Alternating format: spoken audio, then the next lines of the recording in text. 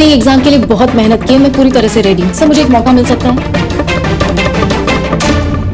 आपने तो उसे अपना शिष्य बना लिया है, पर क्या वो आपको अपना गुरु मानती है? क्योंकि उसकी हरकतों से तो नहीं लगता।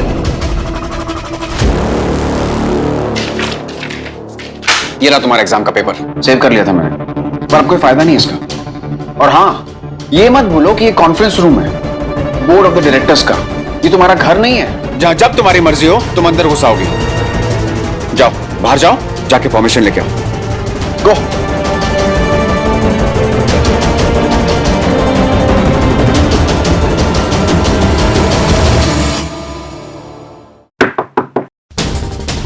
मैं come in sir? No you may not come in, get out. Sir एक बार आप प्लीज मेरी बात तो सुनिए। मैं बहुत बड़ी मुसीबत में फंस गई थी, वो सब मैं आपको बाद में एक्सप्लेन करूंगी। तुम खुद को समझते क्या हो? पूरी दुनिया तुम्हारी गुलाम है क्या? जो एग्जाम 11 बजे होने वाली थी, तुम्हारे चक्कर में वो 2 बजे हो। फिर से क्यों? कहीं की महारानी हो तुम? तुम्हें पता है उन्होंने तुम्हें कितना कांटेक्ट करने की कोशिश की? उन्होंने मुझे भी कांटेक्ट किया और तुम्हारी वजह से मुझे कितना कुछ सुनना पड़ा। इसका तुम्हें आइडिया भी है? तुम्हें पता है उन्होंने मुझे क्या कहा?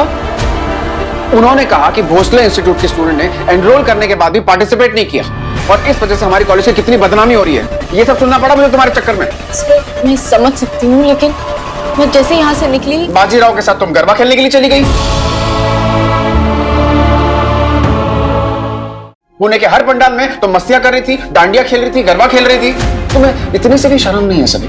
तुम्हें पता था ना कि अगले दिन तुम्हारी एग्जाम है, तुम्हें अपने रूम में जाके पढ़ाई करनी चाहिए थी, पर नहीं, तुम तो उठ नहीं पाई होगी क्योंकि तुम पूरी रात तो मस्तियां कर रही थी। कैसे उठती तुम? कैसे एग्जाम देती?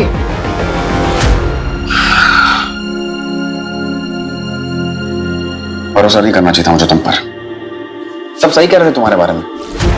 ऐसी गैर जिम्मेदार स्टूडेंट को मुझे अपना मेंटी बनाना ही नहीं चाहिए था, पर गलतफहमी हो गई मुझसे। मुझे लगा कि तुम एक ब्राइट स्टूडेंट हो, लेकिन आज तुमने वो गलतफहमी दूर कर दी। तुम्हें तो एक बात पता भी नहीं होगी सभी, टैलेंट पर हमेशा मेहनत भारी पड़ती है। सर एक बार प्लीज मुझे एक्सप्लेन करने के लिए कुछ है ही नहीं सभी।